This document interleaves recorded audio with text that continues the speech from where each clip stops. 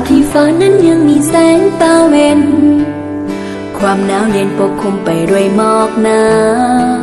ก็ยังมีหวังจากแสงทองที่ส่องมาให้หมอกหนาจางหายลบเลือนไปจะทำใจยอมรับมันไว้สักก่อนความอาวรณ์จนใจบั่นทอนอ่อนล้าจะบ่หวังหากอ้ายยังบ่เห็นค่าวันหนึ่งข้างหน้าก็คงดีกว่าที่เคยเป็นพอน้องบ่แม่นน้ำฟ้าที่จะพาขึ้นสวรรค์ได้พอน้องบ่แม่นคนที่อ้ายจะหากำไรบ่มีนิสัยให้หยอกลิ้นกินแล้วจากนี้จะบ่หวังหากอ้ายยังบ่เห็นค่าความศรัทธาฮักจริงหญิงคนนี้ถ้าน้ำเขาว่าเป็นเศรษฐีน้องนี้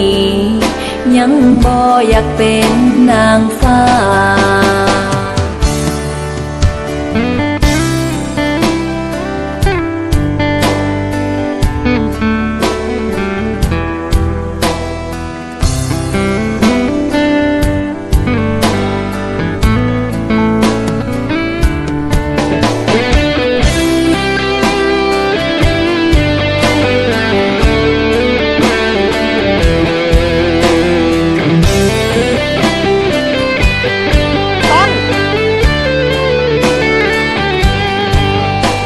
2 คน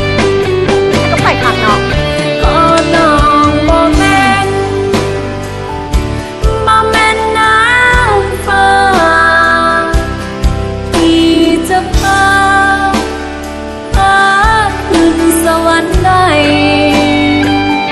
พอน้องบ่แม่น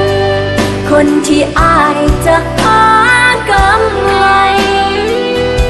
บ่มีนิสัยให้หยอกลิ้นกินแล้วจากนี้จะบ่หวังหากอ้ายยังบ่เห็นค่าความศรัทธาฮักจริงหญิงคนนี้ถ้าน้ำเขาว่าเป็นเศรษฐีน้องนี้ยังบ่อยากเป็นนางฟ้า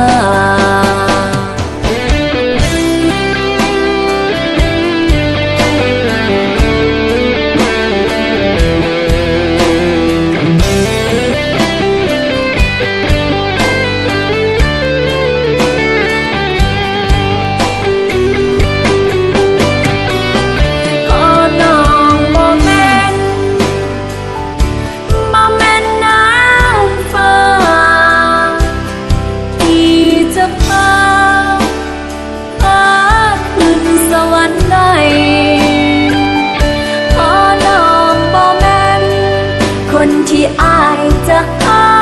กำไรบ่มีนิสัยให้หยอกลิ้นกินแล้วจากนี้จะบ่หวังหากอ้ายยังบ่เห็นค่าความศรัทธาฮักจริงหญิงคนนี้ถ้าน้ำเขาว่าเป็นเศรษฐีน้องนี้ยังบ่อยากเป็นนางฟ้ามินิคำว่าเป็นนางฟ้าของขอได้บอกต้นเพื่อกลับไปก็ได้เป็นอย่างเพราะคอยเป็นนางฟ้าของเจ้าน้องนี้ยังบ่อยากเป็นนางฟ้า